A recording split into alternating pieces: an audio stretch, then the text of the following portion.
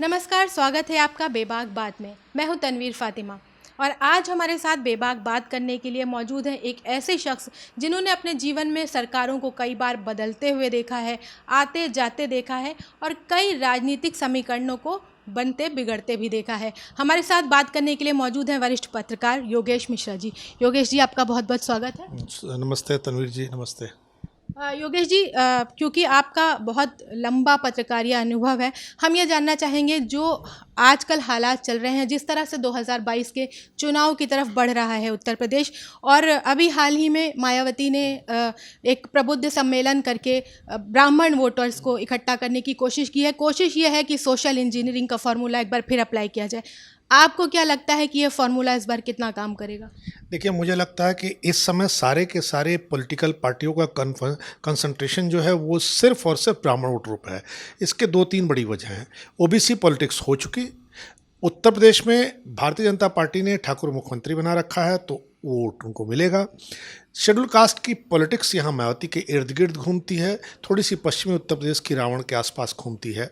फिर उसके बाद जाट पॉलिटिक्स के अलग लीडर हैं। हर पार्टी का एक लीडर है, कास्ट लीडर। अच्छा, सिर्फ 3 जातियाँ ऐसी हैं उत्तर प्रदेश में, ब्राह्मण, ठाकुर, मुसलमान, 4 ब्राह्मण, ठाकुर, मुसलमान और दलित, जो पूरे पैन यूपी पाए जाते हैं। बाकी सारी जातियों के अपने अपने पॉकेट हैं। पॉकेट में जो जातियां हैं उनके पॉकेट के लीडर भी हैं, यानी उसमें पैन यूपी लीडर की ज़रूरत उनको नहीं महसूस होती है, क्योंकि पैन यूपी लीडर की उनके पास अवेलेबिलिटी नहीं होती है। ऐसी स्थिति में आज की तारीख में सिर्फ फ्लोटिंग वोट के रूप में ब्राह्मण है। तो अब सारी पॉलिटिकल पार्टियां ब्राह्मण को इस समय के सामने गाजा लटका रही हैं और चाहती हैं कि ब्राह्मण उन्हें वोट करे।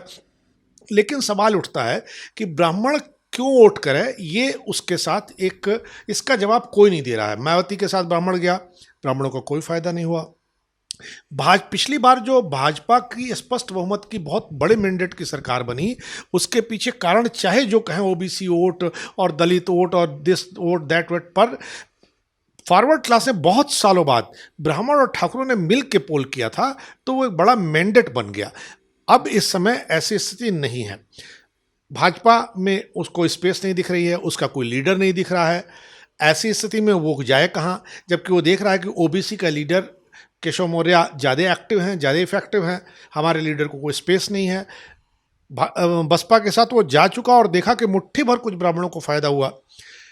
फिर वो कांग्रेस के साथ जा नहीं सकता, क्योंकि कांग्रेस आज की तारीख में चुनाव जीतने की स्थिति में नहीं है।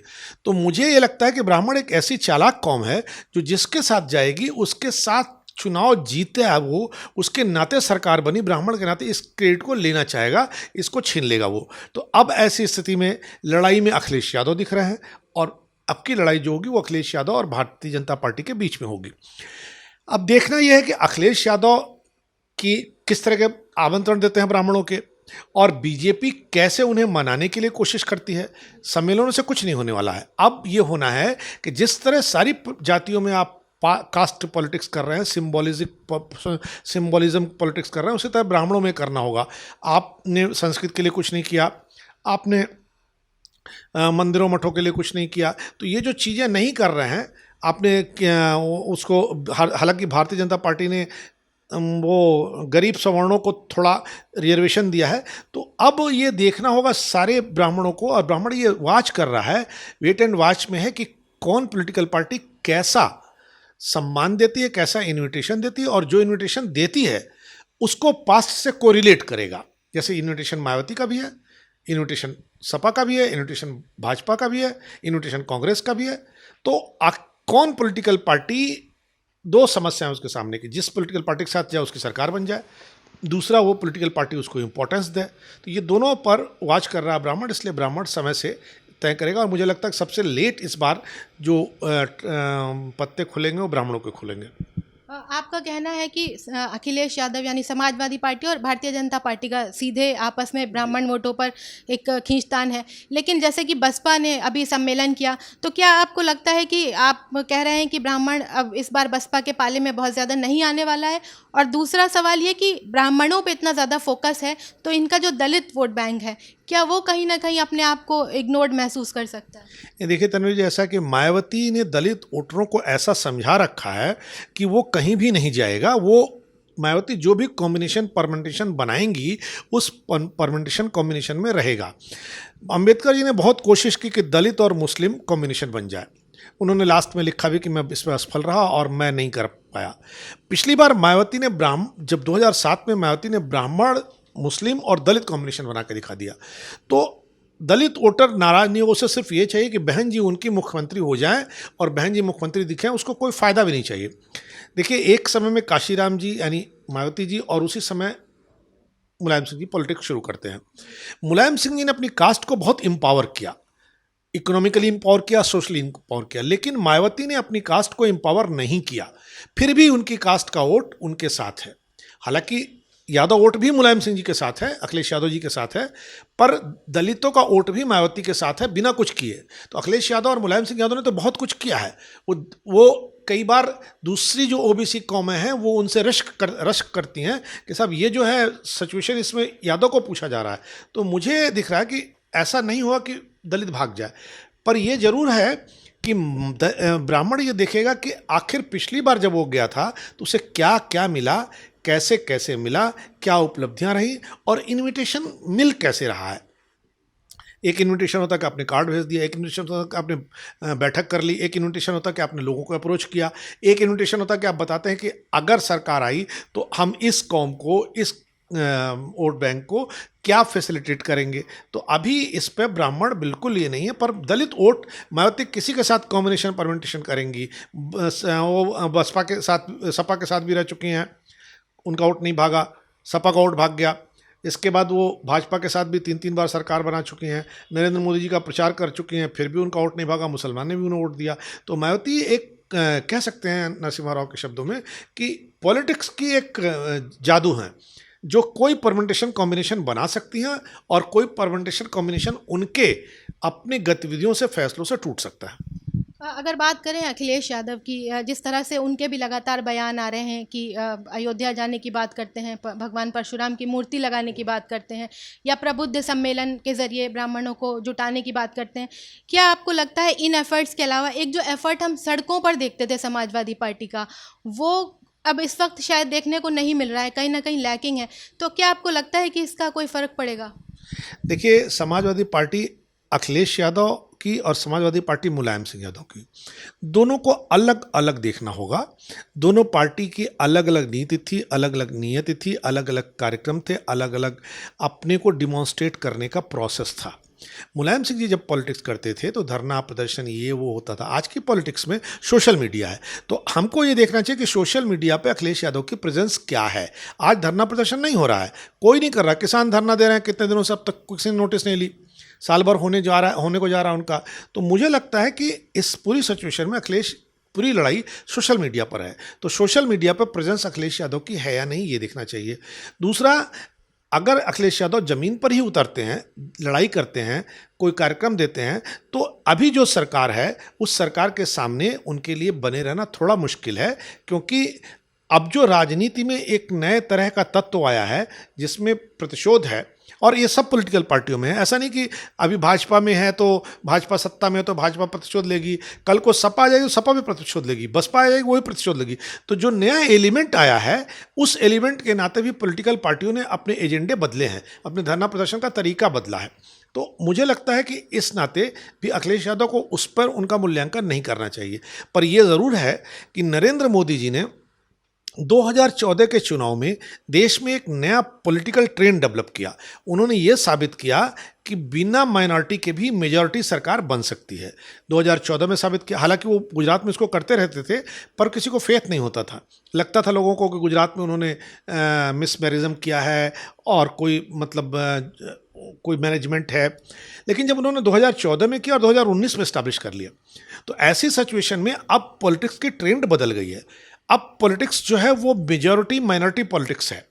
अब कोई भी लीडर मेजॉरिटी पॉलिटिक्स नहीं करेगा तो वो कभी भी बीजेपी को रिप्लेस नहीं कर पाएगा। अगर उसे बीजेपी को रिप्लेस करना है तो उसे मेजॉरिटी पॉलिटिक्स करनी पड़ेगी, रिलीजियस पॉलिटिक्स भी करनी पड़ेगी, और उसे जो पहले धर्मनिरपेक्षता और सांप्रदायिकता का शब्द था उनके मायने बदलने पड़ेंगे। तो अगर अखिलेश यादव इसको बदलने में कामयाब होते हैं, मंदिर जैसे वो कह रहे हैं हम जाएंगे अयोध्या, आप क्यों नहीं गए? आपको जाना चाहिए। राहुल गांधी वैष्णो देवी यात्रा पर गए हैं। तो ये जो नया चेंज है, प्रियंका गांधी मंदिरों में जा रही, तो अब आज का जो वोटर है, बड़ा वोटर, वो इस पर नरेंद्र मोदी के नाते इस पर फोकस कर गया है कि आप जैसे रोजा अफ्तार करते थे वैसे आप मंदिरों में कितना जा रहे हैं। आप जिस तरह ईद पर नमाज के लिए चले जाते थे मुबारकबाद देने के लिए, उस तरह आप होली दिवाली दशहरे पे क्या कर रहे हैं। तो अब इन दोनों का एक कॉम्बिनेशन बनाना पड़ेगा, और जो नेता इसका बहुत बेहतर कॉम्बिनेशन बनाएगा और उस कॉम्बिनेशन में किसी को तुष्टिकरण ना हो, तो वो नेता सक्सेस होगा। और अखिलेश यादव इसको कितना कर पाते हैं ये तो समय बताएगा।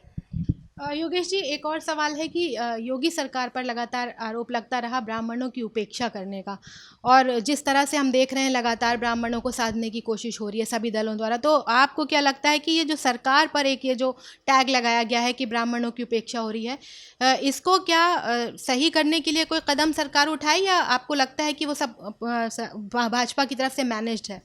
देखिए, मुझे लगता है इसको दो तीन नज़रिए से देखना बहुत ज़रूरी हो जाता है। पहला नज़रिया यह है कि भारतीय जनता पार्टी ने इस उत्तर प्रदेश में अपने कार्यकाल में चीफ सेक्रेटरी और डीजीपी दोनों ब्राह्मण बनाए, 6 मंत्री बनाए, ठीक है। उसके बाद भी ब्राह्मण नाराज है, क्यों नाराज है, ये सवाल उठता है।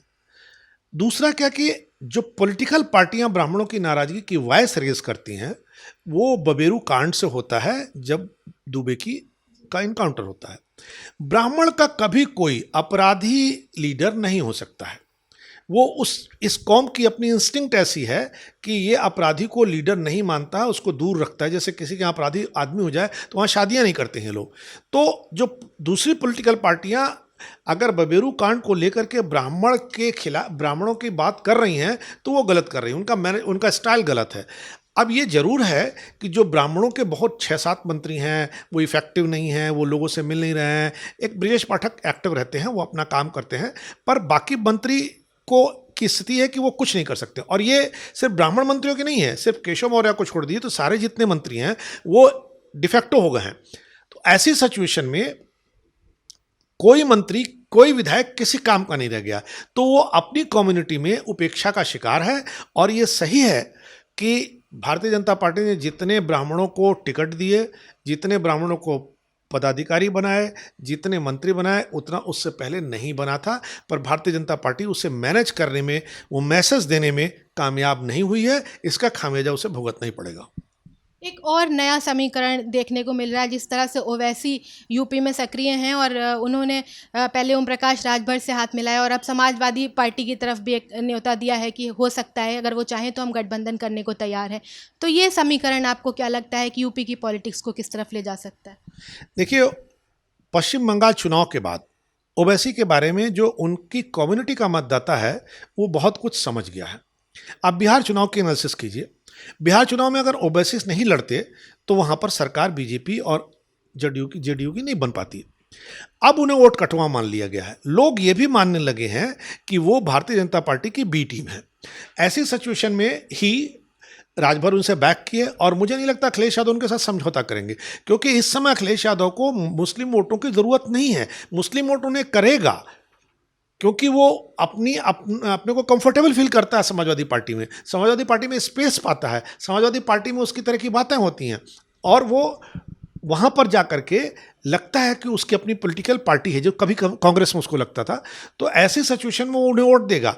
अगर वो समझौता करते हैं ओवैसी से, तो मुझे लगता है कि लोग के पैरों पर कुल्हाड़ी गिर जाती है, ये अपना पैर कुल्हाड़ी पे मारेंगे, क्योंकि ओवैसी की अब कोई गुडविल नहीं रह गई है। लंबी लंबी बात कर रहे हैं, और आने वाले समय में ओवैसी जी अपनी कम्युनिटी में भी देखिएगा, जो लोग भी थोड़ा अमन चैन से रहना चाहते हैं, जो लोग चाहते हैं कि थोड़ा ठीक से भाईचारा बना रहा है, वो सारे लोग ओवैसी जी को, चाहे वो कहीं से भी हों, वो ओवैसी जी को डिस्कॉर्ड करेंगे, उन्हें एक्सेप्ट नहीं करेंगे।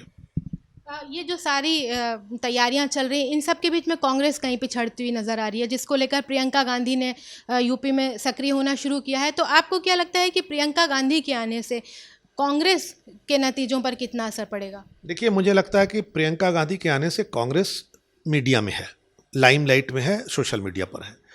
एक्चुअली कांग्रेस बहुत गलती करती है और लगातार गलती करती है, चली आ रही है। कांग्रेस पार्टी को अगर उत्तर प्रदेश में चुनाव लड़ना था तो पिछली बार उनको अखिलेश यादव के साथ मिलकर नहीं लड़ना चाहिए था, क्योंकि अखिलेश यादव जी के साथ एंटी इनकम्बेंसी थी और उनके साथ भी केंद्र की थी। 2017 में चुनाव हुए थे, 2014 में इनकी सरकार गई थी। मनमोहन सिंह पर बहुत बड़े आरोप थे, तमाम आरोपों का वो जवाब भी नहीं दे पाए थे, हालांकि बाद में उसके अलग अलग किस्म के जवाब आए।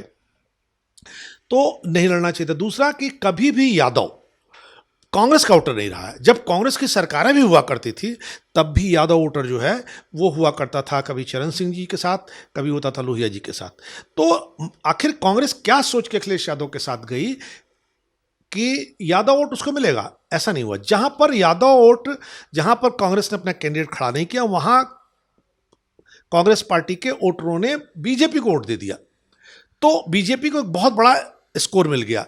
अगर कांग्रेस पार्टी चाहती है कि चुनाव लड़ें तो उसे 4 साल पहले से शुरुआत करनी चाहिए थी।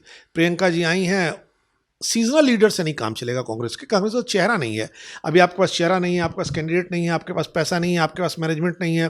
तो ऐसे सिचुएशन में आपको सबसे पहले लोगों से संपर्क बढ़ाना पड़ेगा। आप किसी भी लोकल इलाके में अगर किसी की कोई समस्या होती है, मान लीजिए उसका नाला चौक कर जाता है, उसको पुलिस परेशान करती है, तो लोकल इलाके में कांग्रेस का कोई लीडर नहीं है जो उसके साथ थाने तक जाए। सपा का लीडर है, बसपा का लीडर तो खैर जाता ही नहीं, वो करता नहीं है। सपा और भाजपा का लीडर है, वो जाता वहाँ पर, सत्ता में हो विपक्ष में हो, काम हो या ना हो, कांग्रेस का कोई लीडर नहीं। तो ऐसी सिचुएशन में कांग्रेस को करना ये होगा कि पहले अगले चुनाव को टारगेट करना होगा और ये कंटिन्यूटी बनाए रखनी पड़ेगी। ये नहीं क्रिएट करना पड़ेगा कि प्रियंका जी आएंगी, मकान लेंगी और नहीं ली। हाँ, पहली चीज़ तो प्रियंका जी आई हैं, मकान लें। ये मकान लेने के बाद लोगों को पता चला, मीडिया में हो गया मकान लेंगे, मकान नहीं लिया, फिर वो निगेटिव हो गई। तो और सुनिए, कांग्रेस ने कभी उत्तर प्रदेश में पैर जमाने की बात पिछले 25-27 साल में सोची नहीं। ये मुझे ऐसा लगता है इसकी 2-3 वजह हैं। आप देखिए, जब भी राहुल गांधी और सोनिया गांधी जी उत्तर प्रदेश में अपनी कॉन्स्टिट्यूंसी में आए अपने 10 साल की सरकार के बाद और नरेंद्र मोदी जी की 6 साल की सरकार के अंदर, अब की तो हार गए वो, तो उन लोगों ने कभी अमेठी और रायबरेली के बाहर किसी कॉन्स्टिट्यूंसी में जाना उचित नहीं समझा। अमेठी रायबरेली के बाहर वो तब निकले जब इलेक्शन था। तो जनता आपको क्यों वोट देगी? आपको रायबरेली से निकलना चाहिए था, प्रतापगढ़ जाना चाहिए था, आपको फैजाबाद जाना चाहिए था, आपको किसी और कॉन्स्टिट्यूंसी में जाना चाहिए था, आप कहीं नहीं गए। इवन अमेठी जिला हो गया तो सुल्तानपुर नहीं गया। तो ऐसी सिचुएशन में आप सिर्फ अपनी फोकस पॉलिटिक्स कॉन्स्टिट्यूंसी की कर रहे हैं, तो जनता आपको क्यों एक्सेप्ट करेगी? दूसरी, देखिए कांग्रेस ने कोशिश क्यों नहीं की? एक और मैं छोटा एग्जाम्पल देता हूं। आप देखिए, यहां से रायबरेली तक 4 लेन सड़क बन गई है, डिवाइडर है, बहुत अच्छी सड़क है।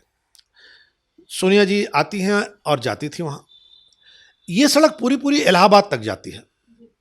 इलाहाबाद कांग्रेस पार्टी के पूर्वजों का अपना मकान है, घर है, कह सकते हैं उनका शहर है।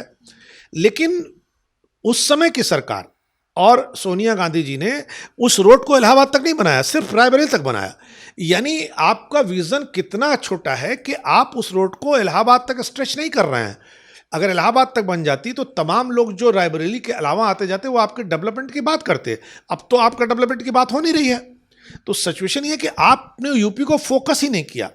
आपने जिन लोगों को, आप सोचिए कांग्रेस में एक ऐसे अध्यक्ष थे जो लिख के देते थे मेरी तबीयत ठीक नहीं है, और आप उनको कांग्रेस अध्यक्ष बनाए रखे। तो आपके पास कोई ऐसा रास्ता नहीं है। आज की तारीख में ब्राह्मण वोट को आप सारे लोग कैटर करना चाहते हैं, आपके पास कोई रास्ता नहीं है।